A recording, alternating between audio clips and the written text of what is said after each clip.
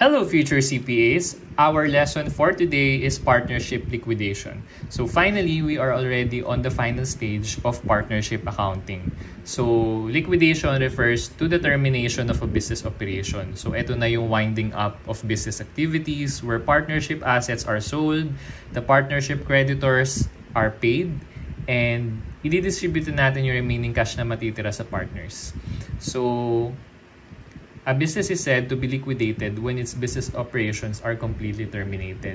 Yung partnership liquidation, nangyayari to after the partnership dissolution if after such, ang intention ng partners is hindi na mag-continue and i-terminate na yung business operations.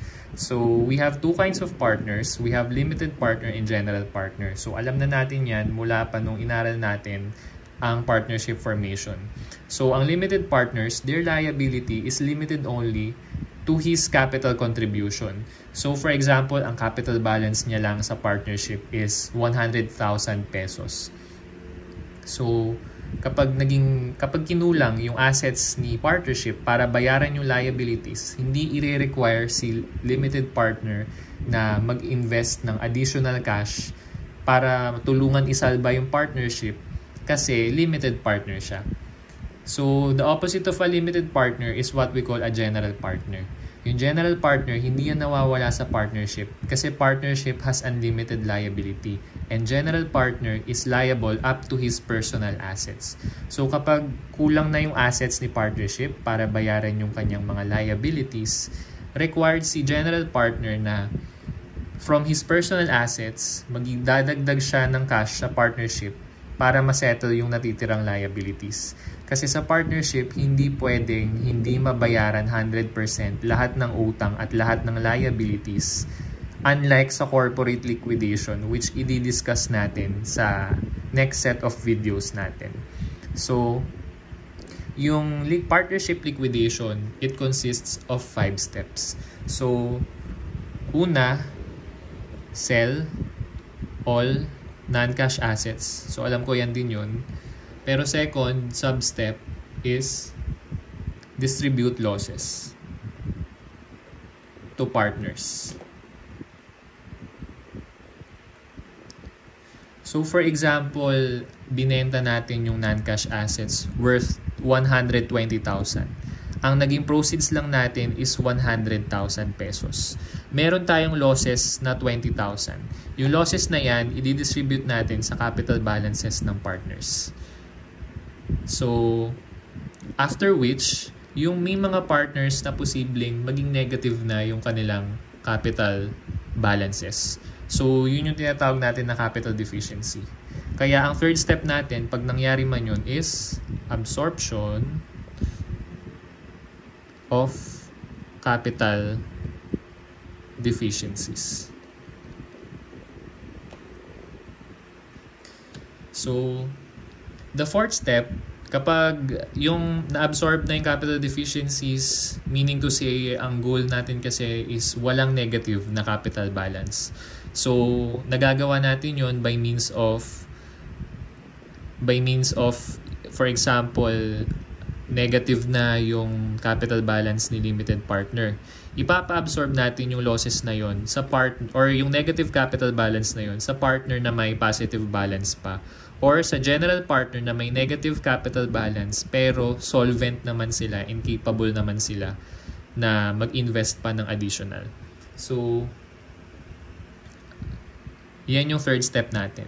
So, granting nakapag-absorb na ng capital deficiencies, our fourth step is the payment of liabilities using the proceeds from the sale of non-cash assets and ultimately, final settlement to partners. Kapag may natira pang cash, i-distribute natin yan sa partners na may positive capital balances.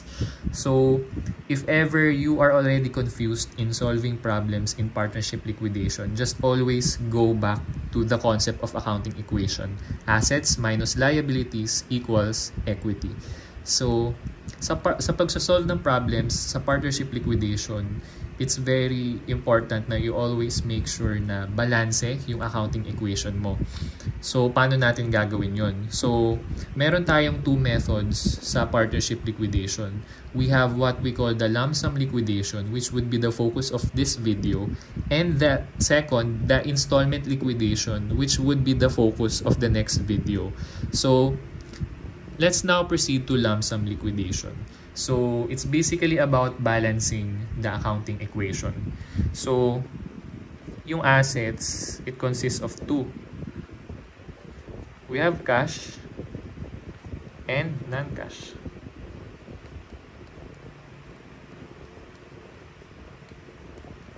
So, pag pinag-add mo yan, it constitutes your assets. Minus liabilities equals capital. Yung capital, yan yung partner's capital. So, pwedeng dalawa silang partner, tatlo silang partner, apat sila na partner.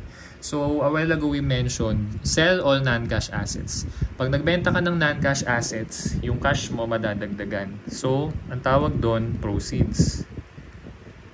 Yung non-cash assets mo, magzi-zero out na yan kasi lump sum liquidation, ibig sabihin isang bagsakan binenta. So, minus non-cash assets. So, ito na yon, total cash. Yung non-cash assets mo, sa sale ng non-cash assets, dapat magzi-zero out na yan. Yung liabilities mo, nandyan pa din, kasi sa fourth step yan. And then, yung proceeds mo, pwedeng hindi equal yan dun sa carrying amount ng non-cash assets mo. Usually, pag nagli-liquidate, yung proceeds mas mababa sa non-cash assets. And it constitutes loss. So, yung losses, kailangan i-allocate mo sa partners. Ibig sabihin yung losses, i-deduct natin from the partner's capital. So, kung dalawa silang partner, i-allocate mo yung losses sa dalawang partners. Kung tatlo silang partners, i-allocate mo yung losses sa tatlong partners based on their P&L ratio. So, okay na yan, partner's capital. Ngayon, merong instances na yung partner's capital by this point is magne-negative. For example, si partner G. After ma-distribute sa kanya yung loss, yung share niya sa loss sa sale of non-cash assets, nag-negative na yung partner's capital niya. So, dun na papasok yung tinatawag natin sa third step na absorption of capital deficiencies. So, yung negative capital balance ni G, ipapa-absorb natin sa partners na may positive capital balance. So, let's use another example. So, for example, yung non-cash assets ni partnership A and B is 120,000. Pero nabenta lang siya worth 100,000. So, nabenta na to. So, bawas na yan. So, zero out na yan. And then, yung cash niya is 100,000 lang. So, meron tayong loss na 20,000. So, obviously, yung 20,000, hatiin natin sa dalawa. Let's say, equal lang yung kanilang capital ratio. Let's say, 5:5. So, 20,000 divided by 2, 10,000 loss. So, 10,000 sila na loss. So, 100,000 minus 10,000, 90,000. 5,000 minus 10,000, negative 5,000. So, after the sale of non-cash assets, ito na yung capital balances ni A and B. So, si B, negative na yung capital balance niya.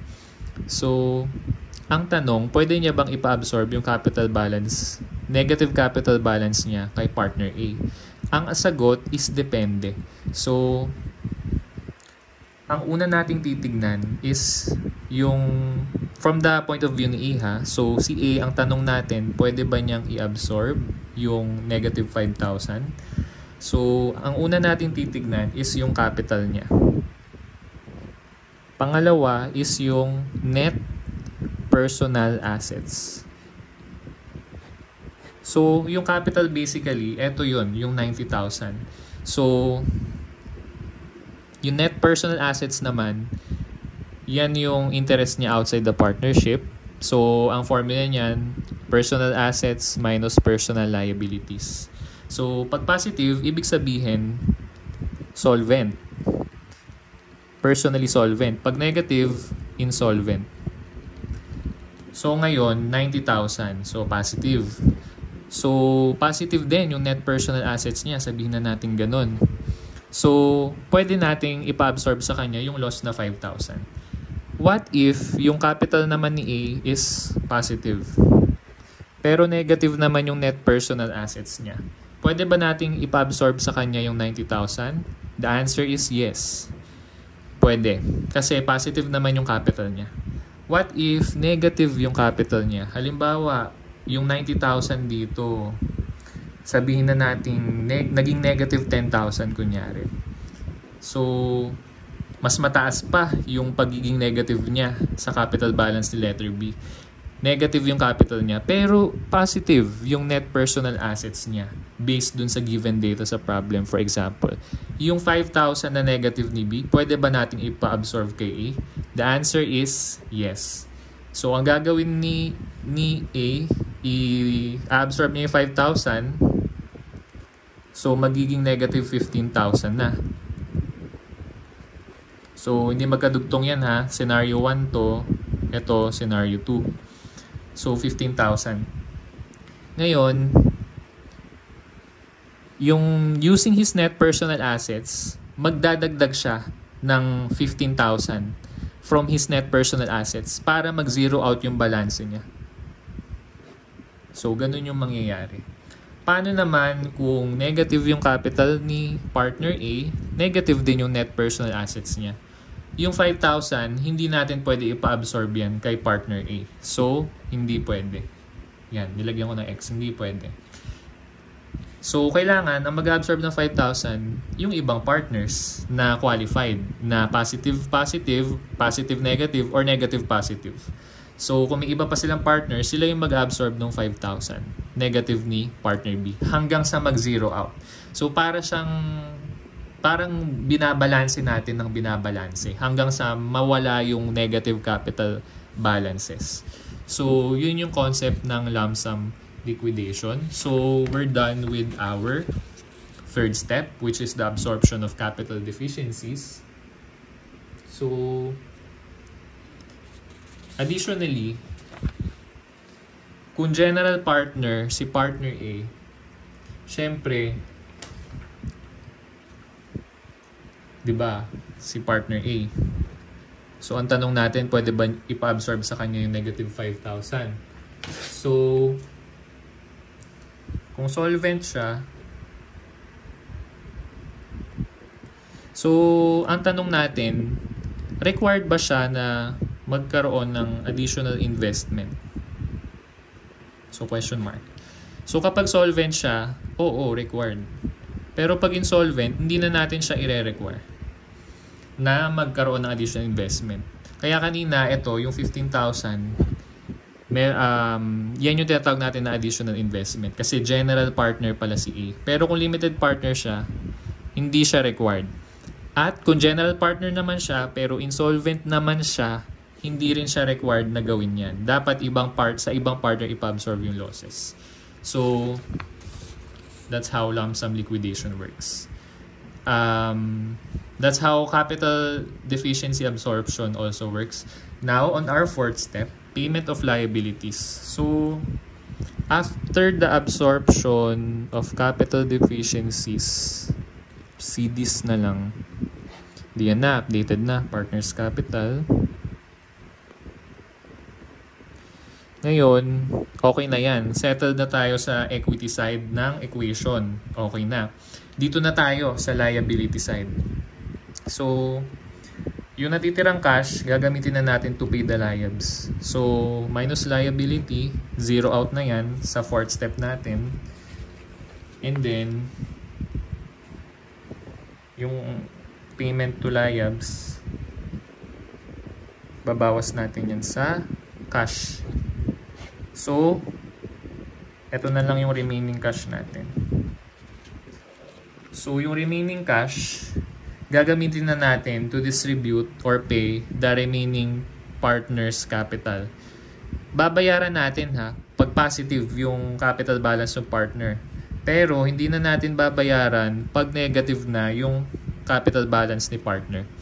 So, that's for lump sum liquidation. Let's now proceed to problem number 1.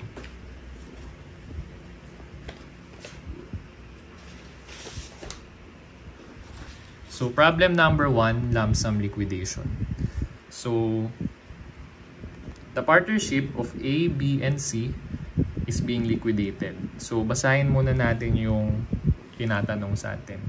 So, assuming that the other non-cash assets will be realized at 300,000 pesos, how should the excess cash be distributed? So, the partnership of A, B, and C is being liquidated. The summarized balance sheet before the liquidation is as follows. So, meron tayong cash, loans to C, A loan, tas ito yung mga capital balances. So, yung loans to C and yung A loan, kailangan i-offset na natin yan sa equity interest ni A, B, C, and D. So, yung A loan, since it was presented on the liability side of the partnership, liability siya ni partnership kay partner A. So, si partner A, personal asset niya yun. So, i-add lang natin yung 30K dito. So, that's 120K. Next, C capital. So, yung loans to C nakapresent sa asset side ni partnership. Pag asset ni partnership, personal liability siya ni partner C. So, yung 70,000, ima-minus natin dito. So, that's 50K. Okay. The personal assets and liabilities of each partner is shown as follows. So, dito natin malalaman if the partner is solvent or insolvent. So, partner A, 620 minus 600, 20,000 solvent. 400 minus 480 for partner B, 80,000 insolvent. Partner C, 250 minus 245, 5,000 solvent. And finally, partner D, 300 minus 350, 50,000 insolvent. So, assuming na nung binenta raw yung non-cash assets worth 620,000, ang proceeds natin is 300,000. Paano raw madidistribute yung excess cash? So, buo tayo ng account equation dito. So, dito cash, dito non-cash assets, dito liabs, dito sa side na to is yung capital. Capital balance ni A, ni B, ni C, and ni D. So, ang cash natin is 30,000. Ang non-cash assets natin is 620,000. Ang liab natin is yung accounts payable na 280,000. Si partner A, 120K. Partner B, 150K. Partner C, 50K. Partner D, 50K. So, binenta ang 620K non-cash assets. So, burahin na yan sa libro. Zero out. Pero, kumita tayo ng 300,000. So, 330,000. 330 minus 280, that's 50,000. Pag pinag-add to, obviously, hindi equal. So, hindi balance ang accounting equation. Ibig sabihin, i-distribute mo yung losses sa partners. 300 minus 620 is negative 320,000. So, yung negative 320,000 na loss, i-distribute natin using their P&L ratio of 3,322. So, 30 plus 30, 60, plus 20, 80, plus 20, 100. Always check if 100% kasi baka minumultiply mo sa decimal pero hindi pala 100% yung total. So, 3,322. So, 320,000 loss times 30%, 96,000. So, 96K. Same lang sila ni B na 30%. So, parehong 96K. 320,000 times 20%, 64K naman. So, for C and D, 64K dahil parehas lang silang 20%. So, let's distribute the losses. 120 minus 96, 24K para kay letter A. 150 minus 96, 54K for letter B. 50 minus 64, negative 14 for letter C. And 50 minus 64, negative 14 din for letter D.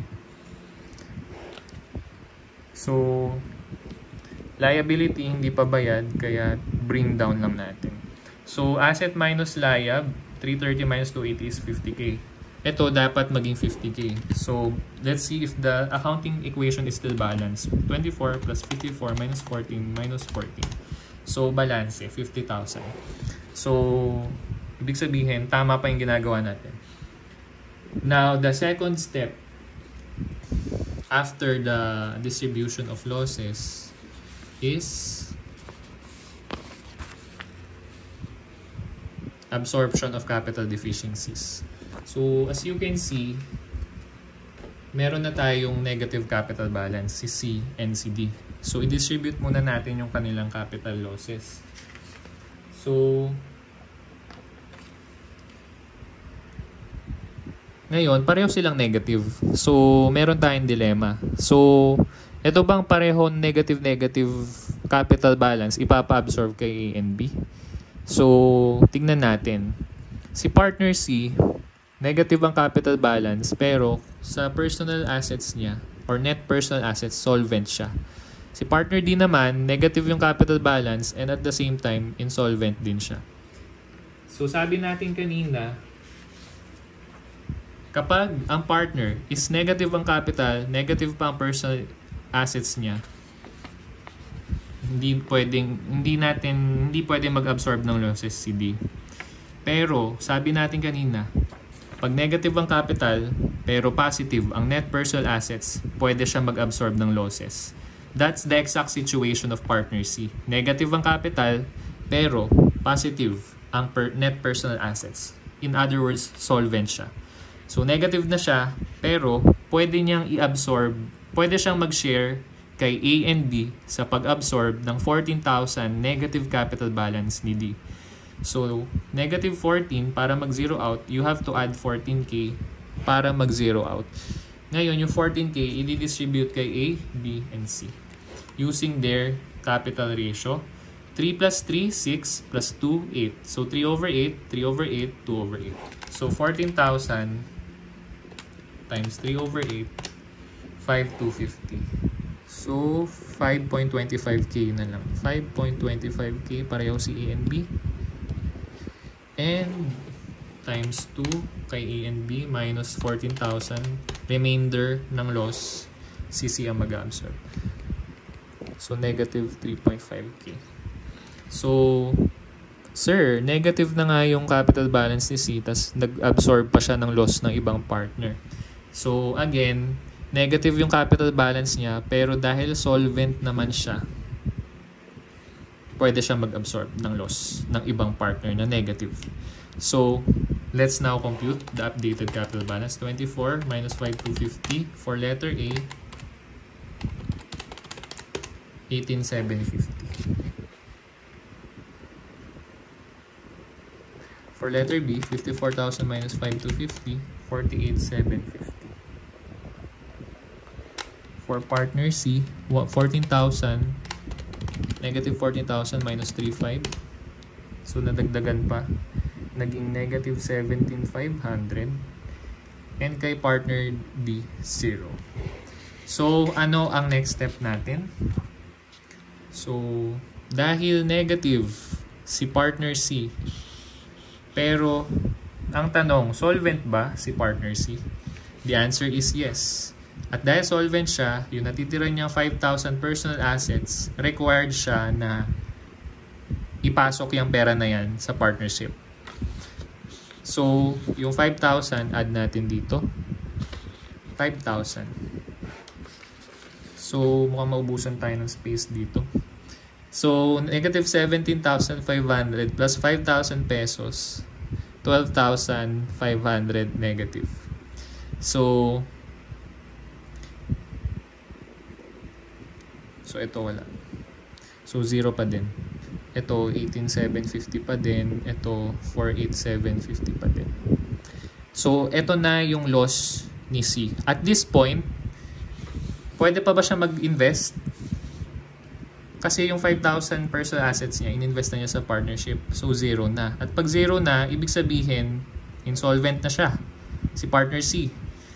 So, ibig sabihin, negative na yung capital balance niya, negative pa yung net personal assets. So, kailangan i-absorb na ng ibang partners, which is si partner A and si partner B, yung loss ni partner C.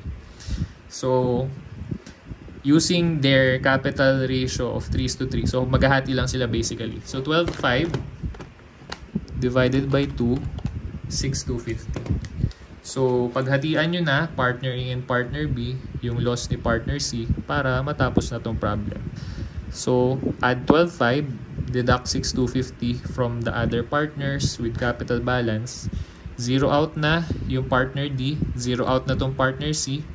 Let's compute this. 18,750 minus 6,250, 12,500 for partner A. For partner B, 4,8,750 minus 6,250, 42,500. So ngayon na nasettle na natin yung capital deficiencies, our next step is the payment of liabilities. So, payment of liabilities, ang liabilities natin is 280k. So, 280k minus 280k. Magma-minus ka din dito sa cash dahil yan ang ibabayad mo sa liab. So, let's see. 330k minus 280k is 50,000.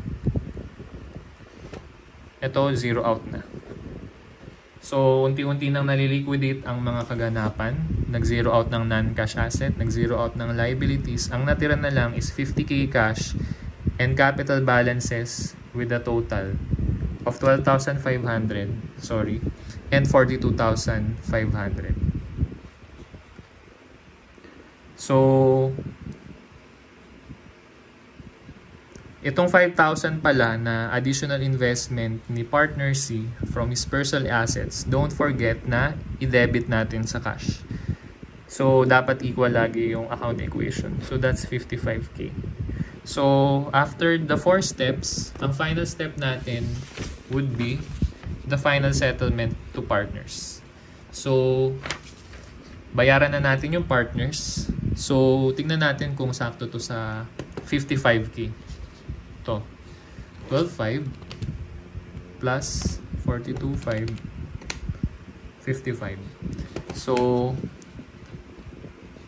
on the question, how should the excess cash be distributed to the partners? Si partner C and si partner D, zero na yung capital balance nila, so hindi na sila tatanggap ng cash. Ang tatanggap na lang ng cash, congratulations, si partner A and si partner B. Kay partner A, 12,500 ang ibibigay. Kay partner B, 42,500 ang ibibigay. Yan na yung sagot natin. And that concludes our discussion for lump sum liquidation. But before we conclude, kapag nagsosolve na tayo ng mga problems sa liquidation, which is lump sum liquidation, you don't need to write this whole thing of accounting equation. Dito ka na lang, ito na lang yung magiging itsura ng solution mo sa papel. Etong side na to. So, i-compute mo lang to on the side kapag needed. Pero hindi mo kailangang, hindi necessary na ganito yung format ng magiging problem mo sa pagsosolve ng lump sum liquidation problems. So, pwedeng ito lang, and then if need mo i-compute to check if the accounting equation is still balanced, then you may do so. So, kasi ang kalaban sa board exam is time constraints. Ang kalaban sa quizzes, departmental exams is time constraints. So, you don't need to do this whole thing. Ito ka lang. So, that concludes our discussion for partnership liquidation lump sum method. So, don't forget to subscribe, and I'll see you on our next video.